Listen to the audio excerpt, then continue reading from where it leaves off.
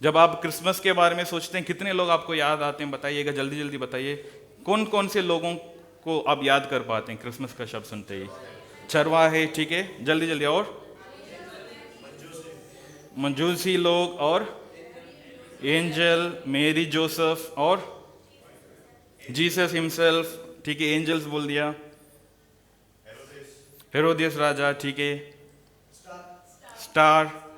चलो हम व्यक्ति की बात करते हैं, ठीक है, नहीं तो बकरे भेड़ सब कुछ भी बोल दोगे, है ना? तो ये जब हम नेटिविटी देखते हैं, हम इन सब चीज़ों को देख पाते हैं, राइट? और इसलिए मैंने सोचा कि उनमें से कुछ कैरेक्टर्स को, कुछ किरदारों को हम लेंगे और उन पर हम मनन करेंगे और उनसे हम सीखने की कोशिश करेंगे कि क्रिसमस पर हम खास करके हमारे जीवन के लिए उनसे क्या संदेश हमें मिल सकती है। तो आज जो हम मनन करने वाले हैं वो है एंजल्स के ऊपर, ठीक है, स्वर्गदूतों के ऊपर आज हम मनन करने वाले हैं। स्वर्गदूत कौन होते हैं? कोई पता है किसी को? Who are angels? हाँ जी, एंजल का अर्थ वही होता है कि मैसेंजर, यानी परमेश्वर जब कोई संदेश भेजना चाहता है वो किसके थ्रू भेजता था? एंजल्स के थ्रू भेजता था। एंजल्स जो है स्पिरिचुअल बीइंग होते हैं, वो फिजिकल बीइंग नहीं है, वो आत्मिक क्या कहते हैं, बीइंग होते हैं। लेकिन कई बार वो लोग फिजिकल फॉर्म में भी आते हैं अपने काम को करने के लिए, लेकिन प्राइमरीली वो लोग आत्मिक रूप के क्या बोलते हैं, शेप रखने वाले लोग हैं। They are not physical beings. लेकिन परमेश्वर ने हमें फिजिकल बीइंग में बनाया है, राइट? हम शारीरिक रूप से बनाए गए, हमारा शरीर है और हमारे शरीर के अंदर एक स्पिरिट, एक आत्मा है जिसे हमें परमेश्वर के साथ मेल करके रखना है, right? So we are physical beings, but हम उस स्पिरिचुअल एस्पेक्ट की ओर आगे बढ़ते हैं ताकि हमारी आत्मा उन्नति कर सके। लेकिन एंजल्स के बारे में जब हम देखते हैं, स्वर्गदूत जो हैं वे आत्मिक बीइंग थे, लेकिन कई बार बाइबल में हम देख सकते हैं कई बार वो फिजिकल रूप में आते हैं परमेश्वर के संदेश को पहुंचाने के लिए, कुछ काम को स्थापित करने के लिए। एंजल के विषय में पहली बार बाइबल में हम उत्पत्ति अध्याय 3 के आखिरी वचन में देख सकते हैं, जब आदम और हवा ने पाप किया और परमेश्वर ने उन्हें, उन दोनों को एदन की वाटिका से भगाया। उसके बाद आखिरी वचन में लिखा है, तो परमेश्वर ने वहां पर एक स्वर्गदूत को खड़ा किया कि उस वाटिका को सुरक्षा कर सके, ताकि ये लोग वापस अंदर नहीं आ सके। ये बाइबल में पहली बार स्वर्गदूत के बारे में एक रेफरेंस हमें देखने को मिलता है। और उसके बाद लगभग 1900 साल के बाद ही इंसान के साथ स्वर्गदूत का रूबरू होता है। जब हागर, जो अब्राहम और साराई का जो दासी थी, वो उनके साथ जब साराई के साथ हागर के जब बनती नहीं थी, लड़ाई होती थी तो भाग जाती थी, तो उन्हें मिलने के लिए कौन आता था? स्वर्गदूत आता था। स्वर्गदूत आकर के कहा, तू वापस जाकर के अपने स्वामी के साथ रहना और तुम्हारे अंदर जो तुम्हारे द्वारा जो बेटा जन्मेगा वो भी महान होगा करके, इस प्रकार उनसे वो संदेश देते हैं। और उसके बाद हम कई सारे लोगों के साथ स्वर्गदूतों की वार्तालाप को हम देखते हैं। खास करके पुराने नियम में अब्राहम से स्वर्गदूत ने मुलाकात किया, याकूब से स्वर्गदूत ने मुलाकात किया, और जैसे मैंने बोला हागर से स्वर्गदूत ने मुलाकात किया। और उसके बाद हम देख सकते हैं लोत के साथ स्वर्गदूत ने मुलाकात किया। बालाम जो भविष्यवक्ता था, जो इजरायलियों की विरोध जाकर के श्राप देने के लिए जा रहा था, उनसे भी कौन मिलने के लिए आया? एक स्वर्गदूत मिलने के लिए आया। ये हम देखते हैं कि परमेश्वर के काम को पूरा करने के लिए, परमेश्वर के संदेश को लोगों तक पहुंचाने के लिए परमेश्वर अक्सर स्वर्गदूतों को इस्तेमाल करते थे। अब सवाल उठता है, मतलब संदेश में जाने से पहले मैं कुछ बातों को आपसे क्लियर करना चाहता हूं कि क्या आज हम स्वर्गदूतों को देख सकते हैं? क्या आज के दिनों में क्या स्वर्गदूत कार्य कर रहे हैं? थोड़ा सोचने वाली सवाल है ना? क्या कर सकते हैं? हम जब अक्सर कई बार लोगों की गवाहियों को सुनते हैं तो लोगों ने बोला है, राइट, हमें कुछ एक सुपर नेचुरल तरीके से किसी ने मदद किया, हम गिरने ही वाले थे, किसी ने हमें पकड़ा जैसे हमें महसूस हुआ, कुछ बड़ी भयानक एक्सीडेंट से किसी ने हमें बचा लिया। ये सब कई बार लोग एंजल के साथ उसको तुलना करते हैं, कहते हैं कि परमेश्वर ने अपने स्वर्गदूतों को भेजकर हमें सुरक्षा दिया। क्योंकि भजन संगीता 91 के 11 हम सब वचन जानते हैं, उसमें यही लिखा है, क्योंकि वह अपने दूतों को तेरे निमित्त आज्ञा देगा कि जहां कहीं तू जाए वे तेरी रक्षा करें, वे तुझको हाथों हाथ उठा लेंगे, ऐसा ना हो कि तेरी पांव पे पत्थर से लगे। तो हम विश्वास करते हैं कई बार परमेश्वर आज भी अपने स्वर्गदूतों को भेजकर हमारी मदद करते हैं या हमारी सुरक्षा करते हैं, ये हम विश्वास करते हैं। इब्रानियों 13:2 में लिखा है, अतिथि सत्कार करना ना भूलना, क्योंकि इसके द्वारा कुछ लोगों ने अनजाने में स्वर्गदूतों का आदर सत्कार किया है। मतलब वो कह रहे हैं कि हॉस्पिटैलिटी में हमें आगे बढ़ना है, क्या पता कोई एंजल भी आपके घर आ सकते हैं। लेकिन मेरा यहाँ पर फोकस यही है कि हमें सही रीति से उसे परखना आना जरूरी है, क्योंकि वचन हमें इस बात की भी चेतावनी देती है। 2 कोरिन्थियों 11:14 में लिखा है, ये कुछ अचंभे की बात नहीं, क्योंकि शैतान आप भी ज्योतिर्मय स्वर्गदूत का रूप धारण करता है।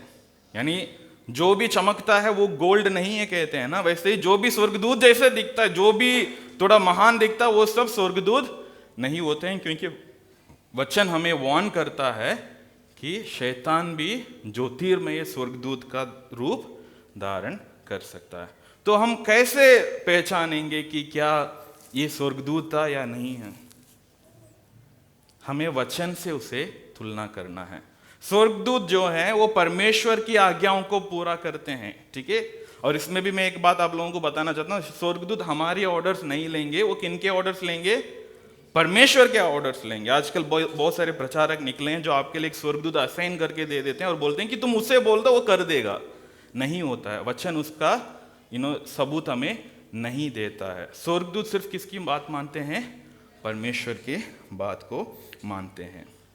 तो यदि आपको कुछ भी लगता है कि मुझसे कोई आकर के बात कर रहा है जैसा लग रहा है, या कोई एक सुपरनैचुरल थिंग मेरे साथ हो रहा है करके यदि आपको महसूस हो रही है, लेकिन यदि वो वचन के साथ मेल नहीं कह रहा है, तो आपको उससे सावधान रहना बहुत जरूरी है। अमेरिका में एक चर्च है जहां पर उन लोगों ने दावा किया था कि उनके चर्च के सर्विस के दौरान स्वर्गदूतों की फेदर्स गिर रहे थे करके।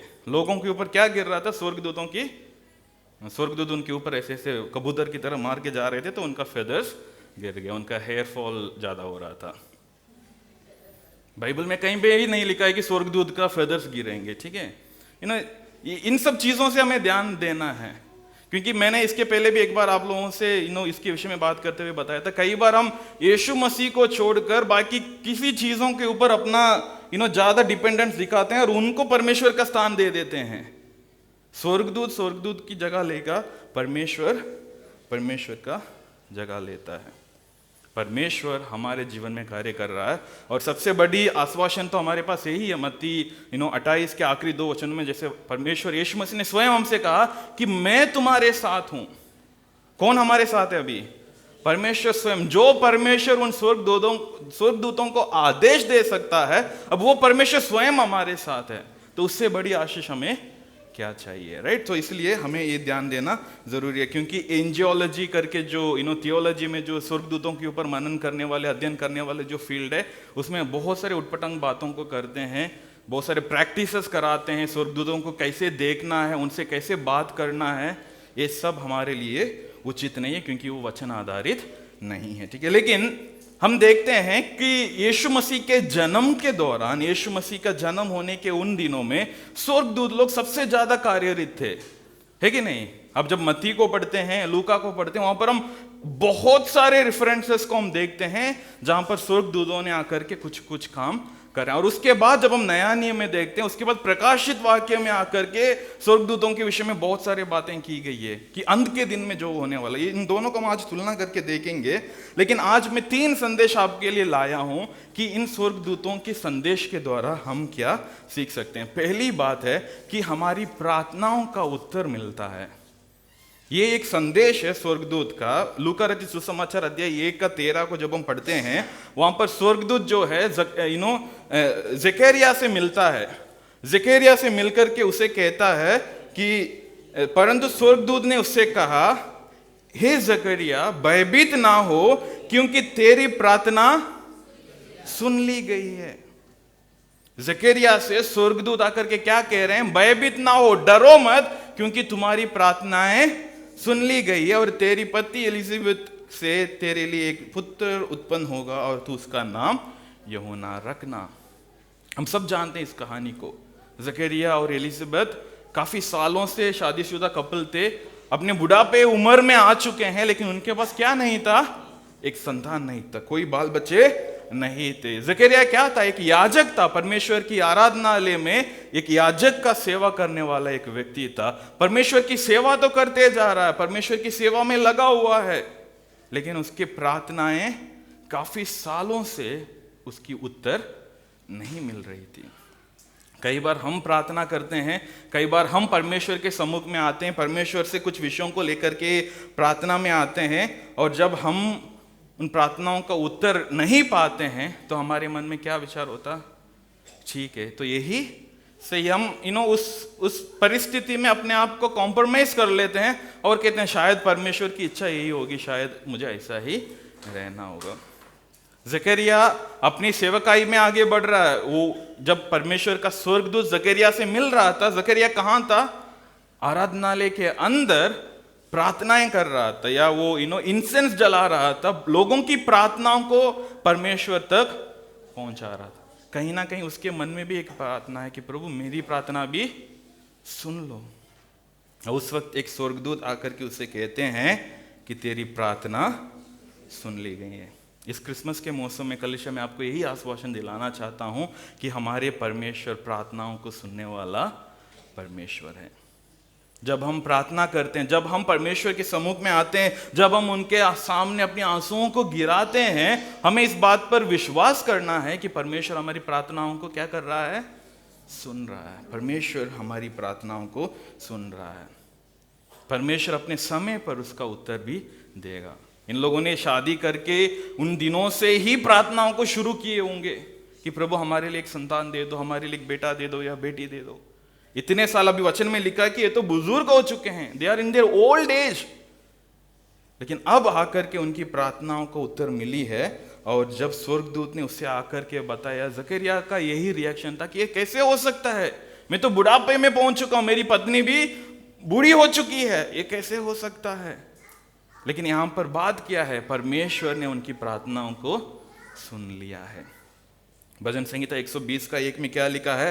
संकट के समय मैंने यहोवा को पुकारा और उसने मेरी सुन ली। परमेश्वर ने मेरी प्रार्थनाओं को सुन लिया है। कलीसिया, हम विश्वासी होने के नाते हम जब इस वचन पर विश्वास करते, जब हम इस बाइबल पर विश्वास करते हैं, हमारे अंदर ये विश्वास बड़ी मजबूती से होना जरूरी है कि परमेश्वर मेरी प्रार्थनाओं को सुन रहा है। परमेश्वर अपने लोगों से बात करते हुए यही कह रहे थे कि मैं उस मूर्ति के समान नहीं हूं जिसके कान है लेकिन वे सुन नहीं सकते, जिसके आंख है लेकिन वे देख नहीं सकते। हमारे परमेश्वर जीवित परमेश्वर है और वे हमारी प्रार्थनाओं को सुनता है। इस फेस्टिव सीजन में कलीसिया इसी विश्वास के साथ आप प्रवेश करें कि परमेश्वर मेरी प्रार्थनाओं को सुन रहा है। चाहे वो आप कई सालों से कर रहे होंगे, कई महीनों से कर रहे होंगे, कई दिनों से कर रहे होंगे, लेकिन आशा रखें कि आपकी प्रार्थनाओं को कौन सुन रहा है? परमेश्वर सुन रहा है। यूहन्ना इसके विषय में पहला यूहन्ना 5:14, one of my favourite verse, वहां पर वो इस रीति से कहता है, और हमें उसके सामने हियाव होता है, यानी हमारे अंदर एक कॉन्फिडेंस है। हम दावे से कह सकते हैं और मैं कॉन्फिडेंटली कह सकता हूं कि ये होगा। वो क्या होगा? कि यदि हम उसकी इच्छा के अनुसार कुछ मांगते हैं, यदि हम परमेश्वर की इच्छा के अनुसार कुछ मांगते हैं तो वो हमारी सुनता है। वचन बार बार हमें याद दिला रहा है कि परमेश्वर हमारी प्रार्थनाओं को सुनता है, लेकिन यहां पर बात यह भी है कि हमें परमेश्वर की इच्छा के अनुसार प्रार्थना करना जरूरी है। परमेश्वर की इच्छा हमें परमेश्वर के वचन से हमें मिलती है। जब वचन के अनुसार जब हम प्रार्थना करेंगे, जब हम उस प्रार्थना में लगे रहेंगे, बने रहेंगे, परमेश्वर से कहते रहेंगे कि प्रभु आपको इस काम को मेरे जीवन में पूरा करना है, परमेश्वर सुनेगा और उसका उत्तर भी देगा। इनफैक्ट जब आप पूरे क्रिसमस की कहानी को देखोगे, पूरा क्रिसमस ही एक प्रार्थना का उत्तर है। अब इस रीति से सोचकर देखो, इजरायली लोग काफी सालों से किसके इंतजार में थे? एक मसीहा के इंतजार में थे। वो सब इंतजार कर रहे हैं कि कब हमें छुड़ाने वाला आएगा, कब हमें बचाने वाला आएगा, कब हमारे जीवन को बदलने वाला आएगा। वो लोग उसी के लिए इंतजार कर रहे थे। इसलिए जब यीशु मसीह का जन्म होने के बाद, जब यीशु मसीह की माता और पिता उन्हें आराधनालय लेके गए थे, लूका रचित सुसमाचार अध्याय 2 के वचन 25 से लेकर के वहां पर हम देख सकते हैं, वहां पर 2 व्यक्तियों का नाम दिया गया है, सिमियोन और अन्ना।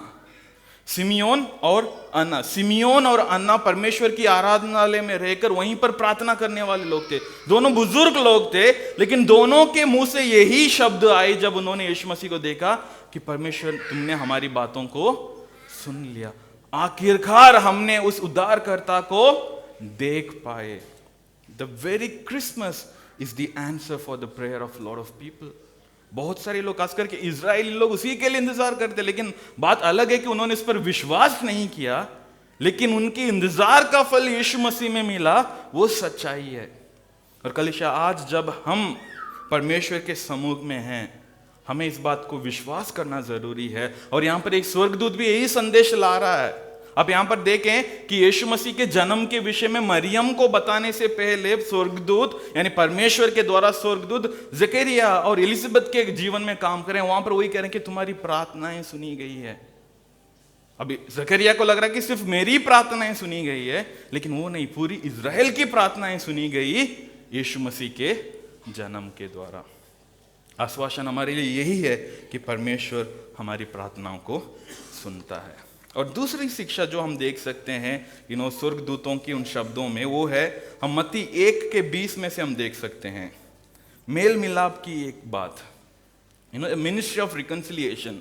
मत्ती 1:20 को जब हम देखते हैं, वहां पर यूसुफ के विषय में लिखा है। ठीक है, यूसुफ के विषय में क्या लिखा देखो, जब वह इन बातों के सोच ही में था तो प्रभु का स्वर्गदूत उसे स्वप्न में दिखाई देकर कहने लगा, हे यूसुफ, दाऊद की संतान, तू अपनी पत्नी मरियम को अपने यहां ले जाने से मत डर, क्योंकि जो उसके गर्भ में है वो पवित्र आत्मा की ओर से है। मेल मिलाप की एक बात यहां पर हो रही। ठीक है, यहां पर हम सब जानते हैं यीशु मसीह के जन्म से पहले स्वर्गदूत मरियम से आकर के मिलता है, मरियम को धन्य कहता, मरियम से कहता है कि तू एक बेटे को उत्पन्न करेगी और उसका नाम क्या होगा, यीशु होगा। तो मरियम कहती है कि ये कैसे संभव है, मैं तो किसी पुरुष को नहीं जानते। लेकिन तो स्वर्गदूत उनसे कहते हैं कि ये जो होगा वो किसके द्वारा होगा, पवित्र आत्मा के सामर्थ्य से होगा,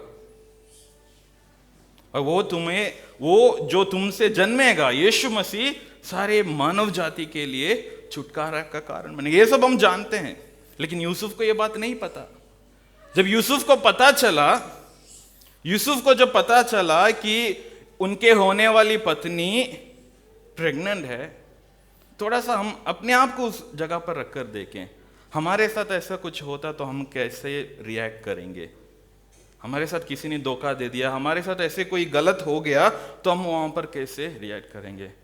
इंसान के मन में बदला लेने की एक भावना शुरू होती है, राइट? कि उसने मेरे साथ ऐसे किया तो उनको मैं सबक सिखाऊंगा ही। और इनफैक्ट पुराने नियमों के अनुसार यूसुफ के पास सारे अधिकार थे कि यूसुफ मरियम को याजकों के पास ले जाए और मरियम के ऊपर कार्रवाई हो और मरियम को पथराव करके मार डाले, क्योंकि वचन में लिखा है शादी से पहले शारीरिक संबंध व्यभिचार माना जाता है, और जो भी स्त्री या पुरुष व्यभिचार में पकड़े जाते हैं उनको क्या सजा मिलती है? पत्थर मार के उन्हें मारा जाता है। लेकिन वचन 19 को देखिएगा, वहां पर लिखा है, उसके पति यूसुफ ने जो धर्मी था और उसे बदनाम करना नहीं चाहता था, उसे चुपके से त्याग देने का विचार किया। यूसुफ मरियम के विषय में सुनने, जो उनके होने वाली पत्नी के विषय में सुनने के बाद वो क्या सोच रहा है? इसको मैं बड़ा इश्यू नहीं बनाऊंगा, इसको मैं बदनाम नहीं करूंगा, मरियम के मैं बदनाम नहीं करूंगा, लेकिन चुपके से मैं उसे त्याग दूंगा, उसे मैं डिवोर्स कर दूंगा। यूसुफ के पास सारे अधिकार था, कानूनी तौर पर अधिकार था, लेकिन उन्होंने ऐसा नहीं किया, क्योंकि वचन में लिखा है, क्योंकि यूसुफ एक धर्मी था, he was a righteous man, और सिचुएशन को सही रीति से हैंडल करना जानता था, इसलिए परमेश्वर ने उसे चुना था इस धरती पर यीशु मसीह के पिता के रूप में उन्हें रखने के लिए। हम हमारे जीवन में कहाँ हैं कलीसिया? कई बार हम छोटी मोटी बातों में इतना रिएक्ट कर लेते हैं कि वो हमारे लिए कितना बड़ा नुकसानदायक चीज बनेगा हम उसे नहीं जानते हैं। कितना हम बहुत कुछ कर लेते हैं थोड़ा सा गलत होने से हमारे साथ। हमें कई बार धीरज धरकर चीज़ों को देखना है, चीज़ों को इवैल्यूएट करना बहुत ज़रूरी है। स्वर्गदूत जब उसके पास सपने में आकर के, जैसे वचन 20 में हमने पढ़ा, कहता है कि तेरे पत्नी तो अपनी पत्नी मरियम को अपने यहाँ ले जाने से मत डर, don't fear to take care with you, क्योंकि जो उसके गर्भ में है वो पवित्र आत्मा की ओर से है। स्वर्गदूत उस दिन यूसुफ के पास आकर के एक रिकंसिलिएशन का मैसेज दिया। यूसुफ तो सोच रहा था कि मैं इसको अभी त्याग दूंगा, इसे छोड़कर मैं चले जाऊंगा, लेकिन स्वर्गदूत ने परमेश्वर के आदेश के अनुसार आकर के क्या कह रहा था, तू उसे अपने पास रख। मैं आपसे यही कहना चाहता हूँ, ये क्रिसमस का मौसम हमारे लिए एक मेल मिलाप का समय होने पाए। यीशु मसीह के जन्म होने से पहले यीशु मसीह के परिवार में जो दरार होने वाली थी, उसे परमेश्वर ने जोड़ा, उसे परमेश्वर ने एक बनाया। वचन 24 में लिखा है, तब यूसुफ नींद से जागकर प्रभु के दूत के आज्ञा के अनुसार अपनी पत्नी को अपने यहाँ ले आए। यहाँ पर अपने यहाँ ले आने का अर्थ क्या है पता? उसके साथ शादी किया। यहूदियों की मैरिज के विषय में बात करते हुए मैंने आपको बताया था ना कि पहले दूल्हा जाकर के घर बनाएगा, घर बनाने के बाद दुल्हन को लेने के लिए जाएगा। इसलिए यीशु मसीह ने दृष्टांत में बताए थे कि 10 कुंवारियों की दृष्टांत में देखते हैं कि दूल्हा कभी भी दुल्हन को लेने के लिए आ सकता है। यूहन्ना 15 में यीशु मसीह कहते हैं कि मैं जा रहा हूं, जाकर के तुम्हारे लिए एक जगह तैयार करूंगा और उसके बाद क्या करने आऊंगा, तुम्हें लेने आऊंगा। और प्रकाशित वाक्य में वो क्या लिखा है, मेमने का विवाह है वो। It's talking about marriage. Yusuf ने जब स्वप्न में स्वर्गदूत के द्वारा उन शब्दों को सुना कि मरियम ने कोई गलत नहीं की और मरियम के अंदर जो है वो पवित्र आत्मा के द्वारा है, तो यूसुफ ने उस बात को मानकर मरियम को अपने यहाँ ले आया, मरियम को अपनी पत्नी बनाया। तो अभी मरियम को कोई शेम या कोई प्रकार का शर्मनाक परिस्थिति अभी उनको वहाँ के माहौल में या वहाँ के कॉलोनी में, उनकी सोसाइटी में नहीं होगी, क्योंकि अब ये मानते हैं कि ये दोनों तो शादीशुदा कपल हैं। लेकिन इसको हम थोड़ा सा बिग पिक्चर में देखेंगे। क्रिसमस अपने आप में एक रिकंसिलिएशन की स्टोरी है। क्रिसमस अपने आप में एक मेल मिलाप की कहानी है। जब मैं और आप पापों के कारण परमेश्वर से दूर थे, हम पापों में मरे हुए थे, परमेश्वर और हमारे बीच में एक बहुत बड़ा दूरी था, एक डिच था जिसको हम क्रॉस नहीं कर सकते थे, तो वचन में लिखा है कि यीशु मसीह ने हमें पिता से मेल कराने के लिए आया है। यीशु मसीह संसार में क्यों आए? यीशु मसीह संसार में क्यों आए? ताकि उस रिश्ते को पुनर्स्थापित कर सके, जो रिश्ता परमेश्वर आदम और हवा के साथ एदेन की वाटिका में रख रहे थे, जहां पर रोज उनके साथ उनकी वार्तालाप होती थी। पापों के कारण जब हम परमेश्वर से दूर हुए थे, अब परमेश्वर अपना एकलौता पुत्र को हमारे लिए भेज दिया, ताकि उन पर विश्वास करने के द्वारा हम पिता के साथ वापस मेल मिलाप कर सके। दूसरा कुरिन्थियों 5:18 और 19 में ऐसे लिखा है, ये सब बातें परमेश्वर की ओर से हैं, जिसने मसीह के द्वारा अपने साथ हमारा मेल मिलाप कर दिया और मेल मिलाप की सेवा अब हमें दी है। अर्थात परमेश्वर ने मसीह में होकर अपने साथ संसार का मेल मिलाप कर लिया और उनके अपराधों का दोष उन पर नहीं लगाया, और उसने मेल मिलाप का वचन हमें सौंप दिया है। And this is the ministry of reconciliation, जो परमेश्वर ने यीशु मसीह के द्वारा कराया, कर दिखाया, अब उसे हमारे हाथों में सौंपा है करके पौलुस हमें बता रहे। यानी आज हमें मेल मिलाप की सेवा ही करनी है।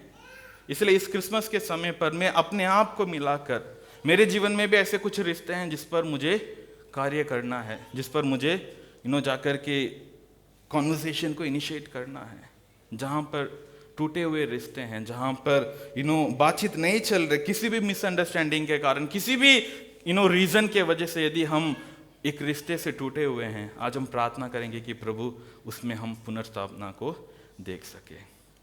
परमेश्वर वही चाहता है, परमेश्वर उसी बात की कामना करता है। कलीसिया, परमेश्वर परिवारों को एक रूप में देखना चाहता, परमेश्वर रिश्तों को मजबूती से बढ़ते हुए देखना चाहता है। परमेश्वर इसीलिए अपना इकलौता पुत्र को भेजा, ताकि हम परमेश्वर के साथ मेल मिलाप में जुड़ सके। तो क्रिसमस अपने आप में एक मैसेज ऑफ रिकन्सिलिएशन है। लूका रचित सुसमाचार 19:10 में जब यीशु मसीह जकई के घर जाते हैं, उसके बाद यीशु मसीह ये कहते हैं, क्योंकि मनुष्य का पुत्र खोए हुओं को ढूंढने और उनका उद्धार करने के लिए आया है। He came for this very purpose। यीशु मसीह इसलिए आया ताकि जो दूर हैं, जो परमेश्वर से दूर हैं, उन्हें परमेश्वर में वापस ला सके। लेकिन वो आरंभ यीशु मसीह के जन्म से पहले यूसुफ और मरियम के साथ भी हो गया। जब यूसुफ सोच रहा था कि मैं इसको बड़ा सीन क्रिएट नहीं करूंगा, लेकिन मैं उसे छोड़कर चला जाऊंगा, स्वर्गदूत ने उसे कहा नहीं, तुम्हें उसके साथ रहना। वचन उसके आगे हम देखते हैं यूसुफ कितना प्रयास किया।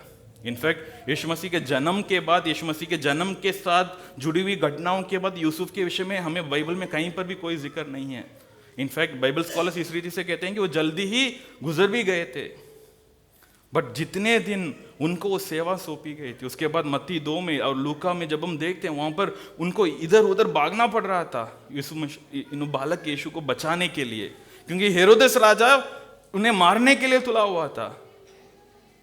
यूसुफ ने उन सब कामों को सही रीति से किया, क्योंकि उसने उस स्वर्गदूत की बात को सुनकर, जो परमेश्वर ने उनसे बात किया, उस बात को सुनकर सही रीति से अपने पत्नी के साथ मेल मिलाप में हो ले। जब हम रिश्तों में मेल मिलाप कर लेते हैं, जब हम रिकंसाइल हो जाते हैं एक दूसरे के साथ, परमेश्वर की इच्छा हमारे जीवन में बहुत ही खूबसूरत तरीके से पूरा होती है। कलिशक समय कम होने के कारण मैं जल्दी जाना चाहता हूँ। तीसरी और आखिरी बात है लूका 2:10। आप लोग सब खोलिएगा, लूका रचित सुसमाचार अध्याय 2:10।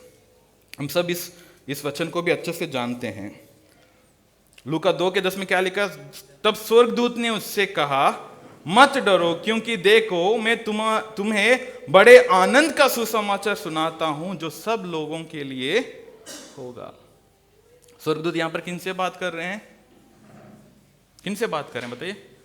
चरवाहों से, शेपर्ड से। यीशु मसीह का जन्म हो गया। यीशु मसीह का जन्म होने के बाद उस जन्म की उस खुशखबरी को सुनाने के लिए भी परमेश्वर किन्हें यूज कर रहे थे? स्वर्गदूतों को। स्वर्गदूत उन गडरियों के पास, उन चरवाहों के पास जाकर के कह रहे हैं कि मत डरो, क्योंकि देखो मैं तुम्हें बड़े आनंद का सुसमाचार सुनाने आया हूं।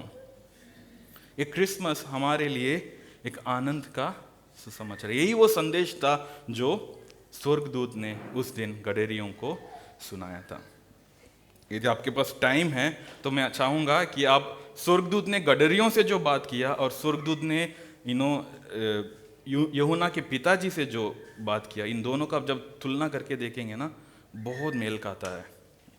उनसे वो कहते हैं कि मत डर, तुम्हारे लिए एक आनंद की संदेश में बताने आया हूं, तुम्हारे लिए एक बेटा जन्मेगा, वो तुम्हारे लिए आनंद का कारण होगा। लेकिन जब गडरियों से स्वर्गदूत आकर के बात करते हैं, वो कहते हैं तुम्हें भी मैं आनंद का सुसमाचार सुनाने आया हूं, लेकिन ये आनंद किन के लिए होगा? सबके लिए होगा। ये जो यीशु मसीह जन्मा है, वो कितने लोगों के जीवन में आनंद लाने के लिए, आनंद लेकर आने के लिए जन्मा है? सब लोगों के जीवन में। वही वहां का संदेश है। And in fact Christmas is the good news for us. Yeshu Masih का जन्म हमारे लिए एक शुभ संदेश है। यहां पर गुड न्यूज सुसमाचार को दर्शाता है। The birth of Jesus Christ, Yeshu Masih का जन्म, यीशु मसीह का मृत्यु और यीशु मसीह का पुनरुत्थान, इन तीनों पर जब हम विश्वास करते हैं और उसके साथ साथ जो आशा हमें मिली है कि वो वापस हमें लेने आएगा, यही है कंप्लीट गॉस्पेल, यही है वो सुसमाचार जिस पर हमें विश्वास करना है। तो उस दिन जब उन गडरियों के पास जाकर के स्वर्गदूत कह रहा है कि मैं तुम्हें एक बड़े आनंद के सुसमाचार सुनाने आया हूं, तो वहां पर यीशु मसीह का जन्म हुआ था। उस जन्म की खुशखबरी को सुनाने के लिए स्वर्गदूत वहां पर पहुंचा है। सुसमाचार हमारे लिए आज क्या है? सुसमाचार आज हमारे पास एक कंप्लीट वर्ड ऑफ गॉड है। परमेश्वर का पूर्ण प्रकाशन इसमें है। इसमें हम सब कुछ पढ़ पाते हैं। उत्पत्ति में क्या हुआ, इंसान के साथ क्या हुआ, इंसान किस रीति से पाप में गिरा, और उस इंसान को परमेश्वर के साथ दोबारा रिश्तों में जोड़ने के लिए परमेश्वर का योजना क्या था, और उस योजना को परमेश्वर ने किस रीति से पूरा किया, और उस योजना के तहत यीशु मसीह किस रीति से इस धरती पर आए, यीशु मसीह ने क्या क्या सेवकाई किए, यीशु मसीह का मृत्यु कैसे हुआ, यीशु मसीह का पुनरुत्थान कैसे हुआ, और आगे की आशा क्या है, ये सब हमें यहां पर मिलती है। तो यही हमारे लिए सुसमाचार है, यही हमारे लिए सुसमाचार है। जब हम इस पर अध्ययन करते हैं, इसको मनन करते हैं, इस पर विश्वास करते हैं कलीसिया, वो हमारे लिए सुसमाचार होता है। और वहां पर लिखा है कि वो आनंद का सुसमाचार होगा। जब हम इस पर विश्वास करेंगे, वो कोई ऑर्डिनरी सुसमाचार नहीं है, वो हमारे लिए आनंद का कारण बनने वाला है। कितने लोग यहां पर गवाही दे सकते हैं कि जब यीशु मेरे जीवन में आया, मेरा जीवन बदल गया? कितने लोग कह सकते हैं? हम सब कह सकते हैं, क्योंकि परमेश्वर जब हमारे हृदय में कार्य करने लगा, परमेश्वर जब हमारे जीवन में कार्य करने लगा, हमारे जीवन आनंद से भर गया। वही है सही रीति से सुसमाचार को स्वीकार करने का एक चिन्ह, कि परमेश्वर अपनी आनंद से हमें भर दिया। जैसे आज एडवेंट की रीडिंग में हमने पढ़ा था कि लोग जो अंधियार में चल रहे थे, उनके लिए क्या चमकी? एक ज्योति चमकी। वही है सुसमाचार। हम दुख में थे, हम पीड़ा में थे, हम पाप की दलदल में थे, हमें छुड़ाने के लिए परमेश्वर अपना इकलौता पुत्र को भेजा। यही सुसमाचार है। और जब हम इस सुसमाचार को विश्वास करेंगे तो हम आनंद पाते हैं। कलीसिया, आज हमारी विश्वास इसी पर होना चाहिए कि यीशु मसीह का जन्म, यीशु मसीह का मृत्यु और यीशु मसीह का पुनरुत्थान ही सुसमाचार है। और उस पर विश्वास करने के द्वारा मुझे आनंद मिलता है, मुझे आनंद मिलता है। हम यीशु मसीह के जन्म में आनंद पाते हैं, यीशु मसीह की मृत्यु में आनंद पाते हैं, यीशु मसीह के पुनरुत्थान में आनंद पाते हैं, यीशु मसीह वापस आने वाले हैं, इस बात पर विश्वास करते हुए हम आनंद पाते हैं। और हम इस बात को भी जानते हैं कि हम यीशु मसीह में सुरक्षित हैं। वो पकड़वाए जाने के एक दिन पहले यीशु मसीह अपने चेलों के लिए जब प्रार्थना कर रहे थे, यूहन्ना रचित सुसमाचार अध्याय 17 में हम देख सकते हैं, वहाँ पर यीशु मसीह यही कहते हैं परमेश्वर से कि जितने बेड तूने मेरे हाथ में दिया, उनमें से एक को भी मैंने नहीं खोया। That is the good news for अस, कि यदि हम प्रभु में पाए गए हैं, हम कभी खोएंगे नहीं।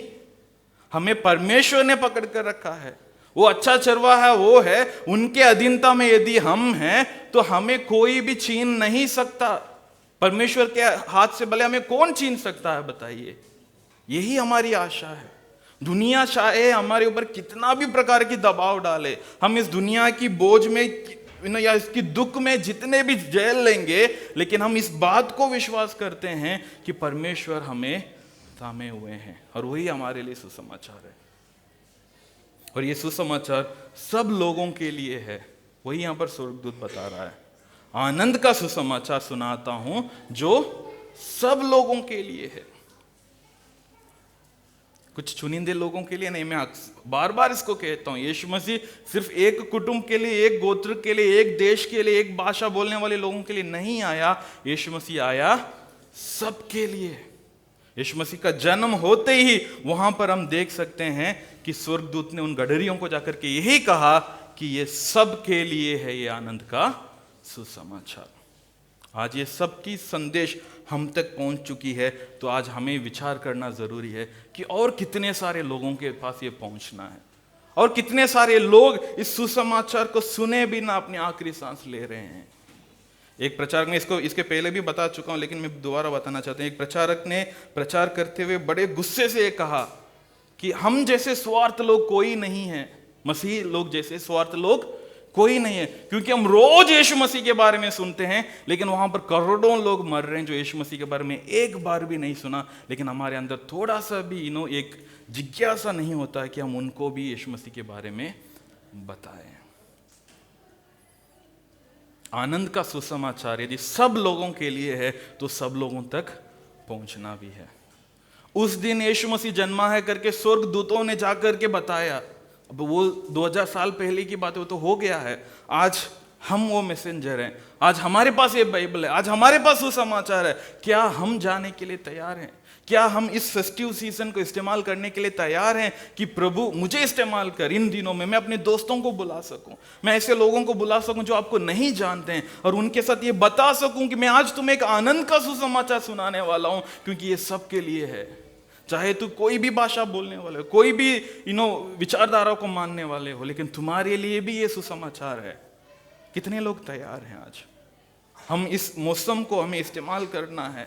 आने वाले कुछ दिनों में हम बहुत सारे एक्टिविटीज कर रहे हैं। मैं खुद बहुत सारे इवेंट्स को इवेंट्स में जाने के लिए मुझे बुलाया गया है।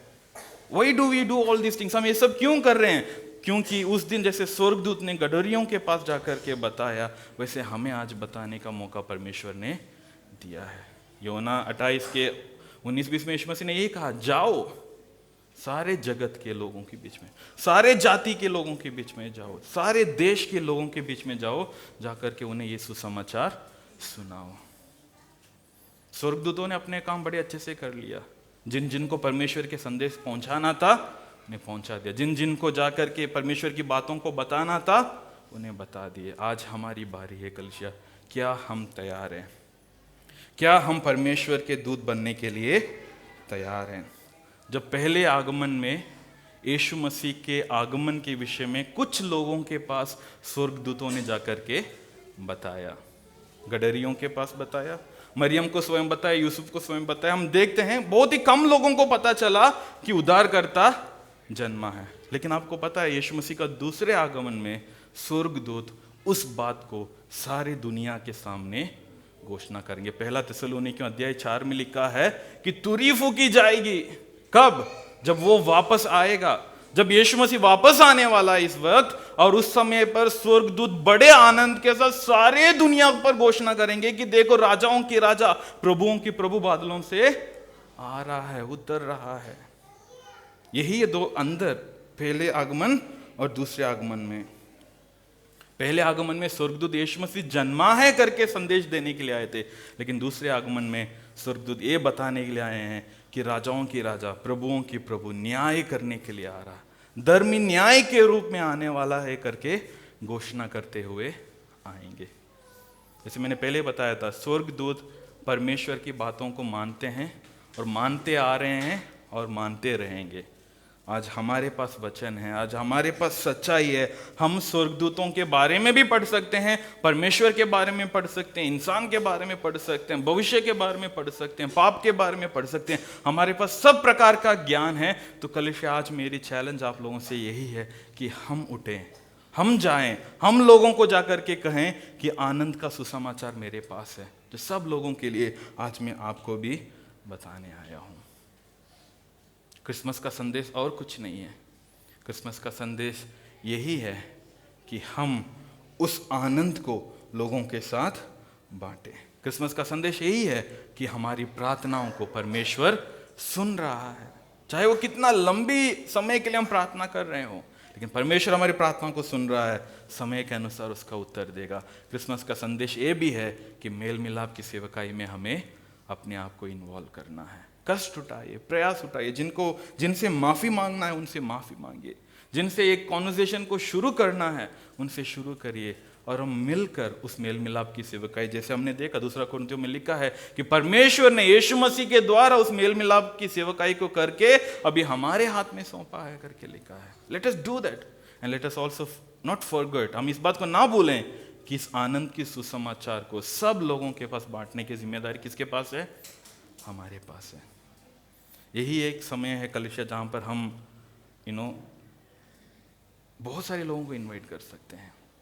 आने वाले दिनों में हम हर बार हम यही करते हैं, हमारे आपके घरों में हम करते हैं। इस बार भी जितने भी लोग करने के लिए तैयार हैं, आप लोग बता सकते हैं। आपके घर में एक आउटरीच प्रोग्राम हो जहाँ पर आप अपने आसपास के लोग, आपके दोस्तों को बुला सके कि हम आकर के उनको सुसमाचार सुनाएं, हम उनको यीशु मसीह के बारे में बताएं। एक इफेक्टिव तरीका होता है जहाँ पर हम उन्हें यीशु मसीह के प्रेम को बता सकें। और मेरी प्रार्थना यही है, जैसे मैंने पहले बताया था कि क्रिसमस के इन किरदारों में से हम यही सीख सकते हैं, यही हम सीखने की प्रयास करेंगे कि हम इन दिनों में क्या कर सकें।